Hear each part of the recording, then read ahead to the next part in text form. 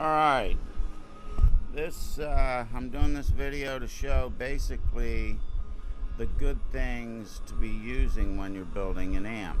Now, this piece right here, I built this, and what that does is I hook these into the power tube sockets, and with this I'll use two, and you don't have to, you can use good top testers, or you're just setting up the amp to begin with.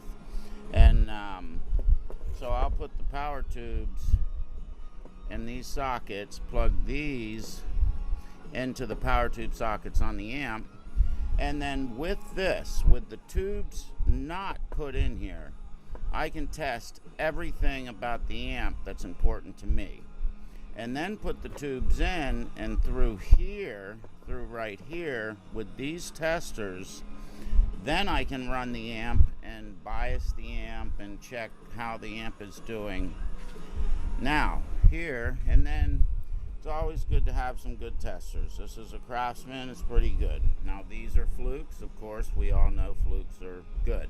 So these usually, I'm testing things inside the amp while I'm using this to check bias and other things.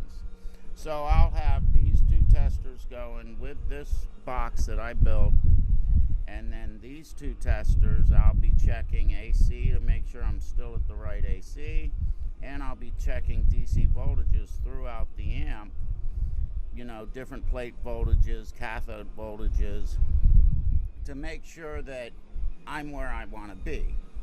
Now, this is an amp that I just built. And here's what it's all about.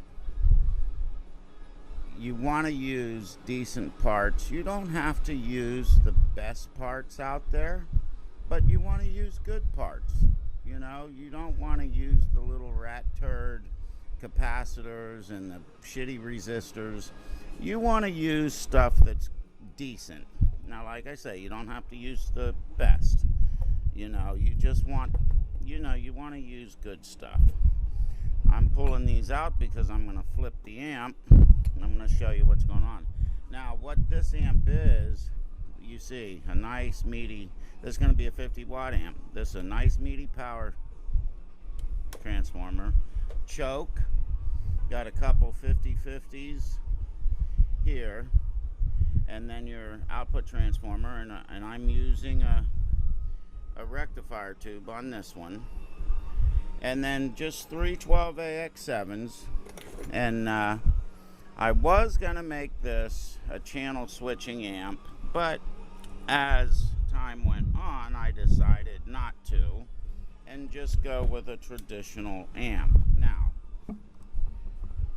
Now here, that board is basically very similar to the Ken Fisher trainwreck design, and this amp is definitely going to cook. Anyways, but this is how you want to build an amp. As you can see, these wires, all your wires that are in pairs are twisted properly, and everything's neat. Even a novice can go through this amp, and with a schematic he can probably go from the beginning of this circuit and walk right through here. He sees all his wires. There's no hidden wires on this amp. You see your power supply here. You had the two 50/50 JJs right here, and that's the beginning of the power supply, and then it goes through the choke, and that feeds the output transformer, then through the choke, and it'll hit the screen, and then one side of the 50 is going to feed the rest of these, which are 22s, and those are F&Ts, which are good.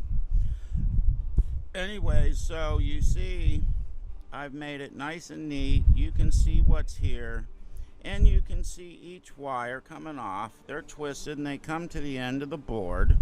Now these wires are under the board, but they've been bent over and attached to where they're not coming loose. I don't care what you do to this amp. Throw it off the side of a building. Anyway, so 1 1 2 2 3 3. This is how you do it, to where anybody that even novice can come into this amp and they can see how this amp runs, and they're going to be able to go through and check. And then a lot of times you can't check stuff because it's wired right into where it goes. So if you put a little strip here, bring your stuff, all your hookups to it, you're going to be able to put a tester on here and check your AC while you're doing any testing of the amp. You can test your DC. Everything has an area that you can get on with a tester, which a lot of amps, that's a problem, especially with the AC. Anyway, so this is how you, if your amp is less than this coordinated, then you're not building an amp properly. And that's just the way it is. This is how you build an amp. I mean, you want to be able to get to everything, and then you get in there and this isn't the neatest amp that I've built, but you can work on this. And if you want, and with the board, the way the board is, if you want to do some modifications, it's not a problem to do it.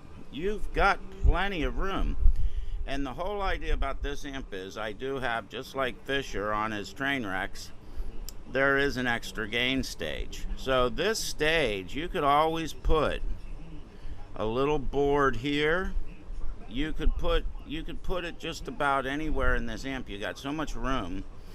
You could come off of this with some shielded cable and come over and do a whole nother stage, and even with that you still have enough room to do a couple components, a relay, a regulated 5-volt relay voltage, and do channel switching. So you add this stage to the front end, and then you're absolutely sick. Then it's a serious high gain amp. This is a high gain amp to begin with, but adding that extra stage, you're going into metal. But anyway, so, and then here on the back here, I've got some holes. Those are going to be test points, and I'm going to use this type of stuff here. These connectors I will use on the back of the amp here, and what I'll do is I'll give a common, which is ground, and I'll give 2 test points, and it's just a matter of putting 1 ohm resistors in line. And this amp is going to be cathode bias. I didn't say that. It's going to be a rectifier tube and cathode bias, and I'm going to push it nearly into Class A and really get this amp screaming. It's going to have a set of EL34s, and this is going to be just a blistering amp and have so much touch sensitivity. It's just going to be ridiculous. But it's all about a good, and these transformers are Baldwin, which I think Baldwin are probably one of the best sounding transformers. And if anybody tells you that a sound doesn't come from your power transformer, they're wrong. And just like the signal doesn't go through your power section, they're wrong. Your AC signal voltage goes everywhere through your filters. And that's the other thing, and I'll do a video on the decoupling of your stages. This amp has 2 stages on the front end that are actually together, but I do build amps that I decoupling everything. The phase inverter, if it's a parallel, I'll leave those together. But your AC signal, if you got a problem on one of your filters, that signal doesn't get dropped completely to ground, and you'll get crosstalk. And then the next stage, or the next stage after, if you got a couple things going on, then you got a bad bias in one of your stages, and then the amp's going to sound like shit. Anyways, and then and you want a proper area to do work. You want proper tools. You want a good soldering station. This soldering station has this heat gun to do your shrink tube. And this soldering station, this is a working station. Plus I have a couple other loose irons, and I make little stands for them, nice little stand. And the variac, you gotta have the variac. And now the testers, I use 2 flukes, and I use a Craftsman, and I have some other testers. I have an analog, and I also, up there, once in a while I'll pull it down, but I have my vacuum tube tester, an actual vacuum tube, a VTVOM. Anyways, but you want to have good tools, and of course the laptop. You got to have the laptop, because that's going to keep you. I have schematics in here of everything that exists. Now here is one of my favorite sites. It's Weber, which he's such a good guy, the Ted. He puts this out there so that, and I have it on EL34 at Class A, because I'm going to squish it into Class A, this amp. And I'm getting ready to set this amp up. I just finished building it last night. But anyways, this is a great site. Weber bias calculator. It's ballpark figures. So basically you bring this up, you get your amp in a ballpark, and then to dial it and where you want it, you go by ear. You can do your math and nail it right where you think it's supposed to be, and then it's still what sounds good. But you want to get in the ballpark so you're not burning up your tubes. Anyways, that is how I build an amp. And this, my amps are they will not be less than this in organization and neatness, and they only get better from here. And actually, this is an amp I'm getting ready. I've already got the sockets on. It's a brand new chassis, and I'm gonna do the deluxe reverb circuit, but the first channel is gonna be a high gain channel. It'll have 4 stages, which will really give you some good gain, and then the clean will probably be very similar to a clean of Dumble, or across, you know, Fender Dumble type clean.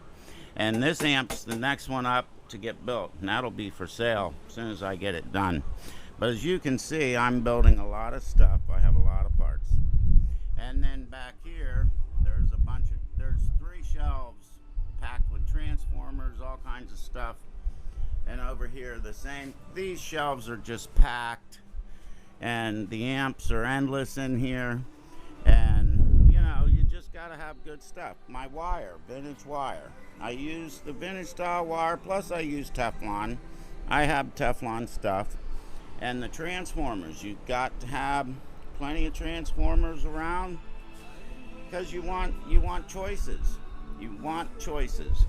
Anyways, that's what it's all about. If you're gonna build stuff, you want to be organized, and you want to have good tools. As you can see here, I mean, this is my roll around table, and it's packed on the other side full of everything I need is within arm's reach. Anyways, see you on the next video.